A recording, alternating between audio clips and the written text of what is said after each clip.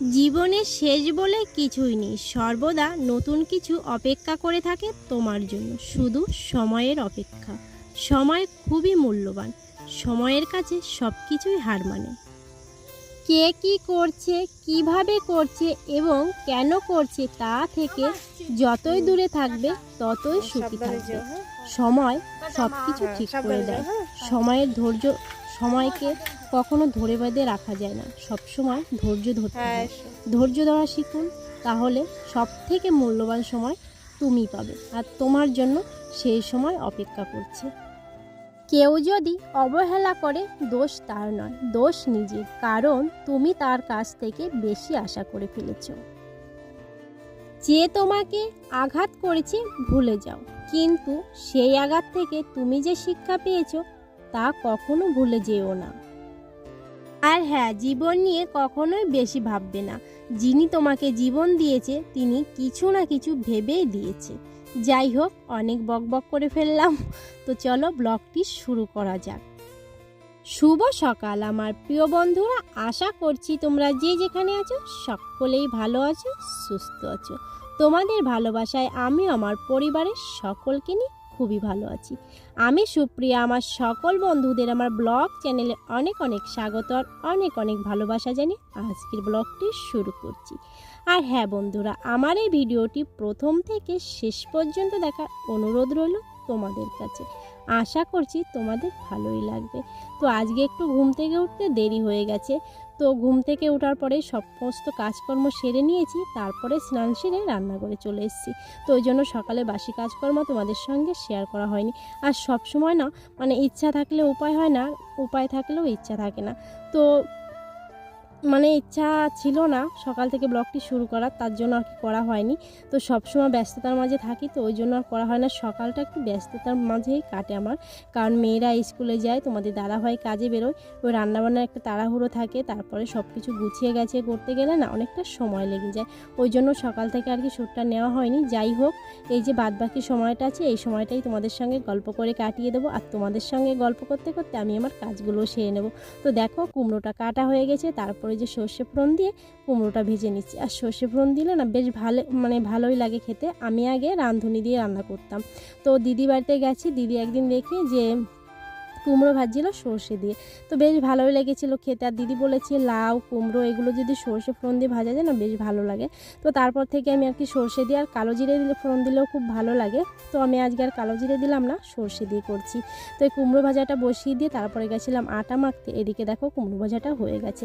তো এক হাতে মানে সবটা সামলানো, তো সেই জন্য আর কি পুরোটা তোমাদেরকে দেখানো হয়নি। যাই হোক, এদিকে দেখো কুমড়ো ভাজাটা হয়ে গেছে, আর ওদিকে তো আমার আটাটা মাখাও হয়ে গেছে। আর আজকে সকালে কুমড়ো ভাজা আর রুটি করব, দুপুরে রান্না করব। ওই জন্য আর কি কালকে করা ভাত রয়েছে, তো ওই জন্য ভাবলাম যে রুটি করি। আর মেয়েরা তো রুটি খুব ভালো খায়, আর তোমাদের দাদাভাই টিফিন নিয়ে যাবে। তো দেখো, এই যে রুটিটা বেলা হয়ে গেছে, মাখাটা তোমাদের সঙ্গে শেয়ার করা হয়নি। তো এই যে রুটিটা মানে উল্টিয়ে দিচ্ছি, আর এক হাত দিয়ে ক্যামেরা করছি আর মানে রুটি করছি, ওই জন্য আর কি হাতটা নড়ছিল, ভালো হচ্ছিল না। আর এদিকে দেখো এই যে রুটিগুলো বেশ ভালো ফুলছে। আর আমার মেয়েরা তো মানে সেই সন্ধ্যা আর পরে আর কি ঘুমিয়ে পড়েছিল কালকে, ওই জন্য ওদের খুব খিদেও পেয়ে গেছে। মেঘনা পড়ার দিয়ে চলে এসছে, আর আজকে একটু তাড়াতাড়ি ছেড়ে দিয়েছে ওকে। আর ও প্রায় মাঝে মাঝে মানে না খেয়ে ঘুমায়, প্রায় বলতে গেলে প্রতিদিনই আর কি না খেয়ে ঘুমোয়। ওই স্কুল থেকে আসে, সেই মানে 3:30টায় ছুটি হয়, বাড়ি আসতে আসতে 4:20 মতো বেজে যায়। এসে দুটো খেয়ে আবার পড়তে চলে যায়, ওই জন্য আর কি মানে রাত্রে খিদেটা খুব কম পায়। আর ভোরবেলা ওঠে ঘুম থেকে, যেহেতু ভোর 5টা থেকে পড়া থাকে, সেজন্য আর কি ভোরবেলায় ঘুম থেকে ওঠে। আর যেদিন আর কি 6টার থেকে পড়া হয় সেদিন আর কি 5টার সময় ঘুম থেকে ওঠে। আর অন্যান্য দিন ওই 4টে বাজলে ওর ঘুম ভেঙে যায় আর কি। তো রেডি হয়ে তারপরে পড়তে যায়, ওই জন্য আর কি ওর না দুপুরে তো ঘুমানোর টাইমও হয় না, স্কুল থাকে। তো ওই জন্য আর কি ঘুমিয়ে পড়ে তাড়াতাড়ি করে। তো সবসময় চেষ্টা করি মানে সন্ধ্যার মধ্যে রান্নাটা করা, তো করা হয়ে গেলেও আর কি না খেয়ে ঘুমিয়ে পড়ে, প্রায় খাওয়াতে পারি না ওকে। যাই হোক, এদিকে দেখো মেয়েরা তো চলে এসছে খেতে।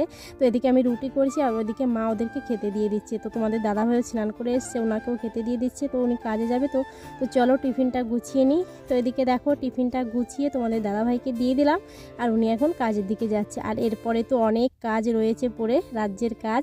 তো 2 মেয়েকে এখন রেডি করতে হবে, স্কুলে যাবে। তো মেঘনা স্নান হয়ে গেছে, ও স্নান করে ওই যে বললাম না ওর খিদে পেয়েছে, তো ঠাকুমাকে খেতে দিয়ে দিয়েছিল, তারপরেও স্নান করে এসছে, তো ড্রেসটা পরে নিয়েছে। এখন বলছে মা আমার চুলটা বেঁধে দাও। ওদিকে মেঘাকেও স্নান করাতে হবে। আর মেঘাকে দেখো বাটিতে করে ওই যে আমার ননদ এসেছিলো না বৃন্দাবন থেকে, তো তখন চিড়ে ভাজা নিয়ে এসেছিলো, তো একটা প্যাকেট না আমার মনেই নেই, মানে রেখে দিয়েছিলাম। তো মেঘা খুঁজে পেয়েছে, তো সেটা আর কি 2 বোনকে ভাগ করে দিয়েছি। তো মেঘনারটা খাওয়া হয়ে গেছে আর মেঘা এখন বসে বসে খাচ্ছে। মেঘনা চুলটা বাঁধা হয়ে গেলে তারপরে মেঘার ব্যাগটা গুছিয়ে মেঘাকে স্নান করতে যাব, মানে করাতে যাব। আর ওকে মানে খাওয়ানো হয়ে গেছে, স্নান করিয়ে তারপর রেডি করে স্কুলে পাঠিয়ে দেবো। আর মেঘনা তো একটু দূরে যাবে, ওই জন্য ওকে আগে আগে একটু রেডি করে দিই। আর চুলটা এখনও তো একা একা বাঁধতে পারে না, তো মা হাতে একটু কাজ আছে, ওই জন্য আর কি মা না হলে মাও বেঁধে দেয় মাঝে মাঝে চুলটা।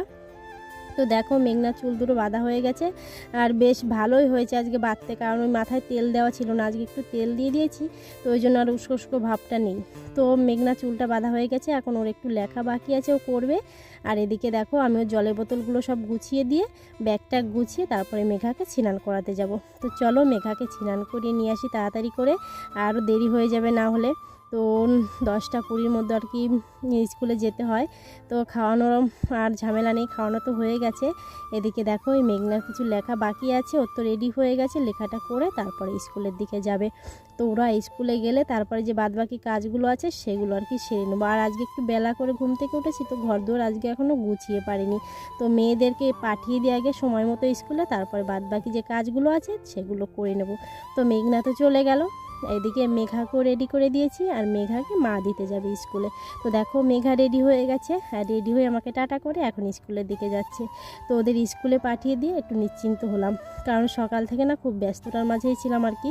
এদিকে দেখো গ্যাসটা পরিষ্কার করা হয়নি, তো ওদেরকে স্কুলে পাঠিয়ে দিয়ে এখন গ্যাসটা মুছে নিচ্ছি ভালো করে। আর রুটি করেছি, তো ওই যে আটার গুঁড়িগুলো পড়েছে, ওগুলো লেগে রয়েছে, তো ভাবলাম একবারে পরিষ্কার করে বাসন কোটা মেজে তারপরেও ঘরের দিকে যাব। বিছনাগুলো এখনও তোলা হয়নি জানো তো বন্ধুরা, ওই যে বললাম না একটু দেরি করে ঘুম থেকে উঠেছি, দেরি করে উঠলে আর কি মানে এমনিতে তো সব কাজই করতে হয়, তো সেটা অন ক্যামেরায় হোক আর অফ ক্যামেরায় হোক, ঘরদোর পরিষ্কার পরিচ্ছন্ন রাখাটা তো একটা সুগৃহিণীর কাজ না।